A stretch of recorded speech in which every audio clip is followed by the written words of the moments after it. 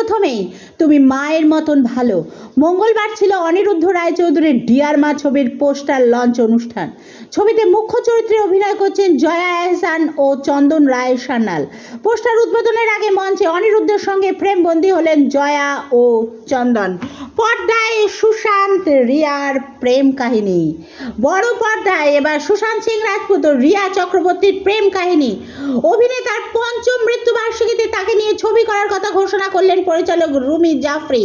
চলছে চিত্রনাট্য তৈরি কাজ। ছবিতে সুশান্ত চরিত্রে থাকতে পারেন বেদান্ত রায়না, তবে রিয়ার চরিত্রে কে থাকবেন তা এখনো ঠিক হয়নি। বিপক্ষে জেনেলিয়া।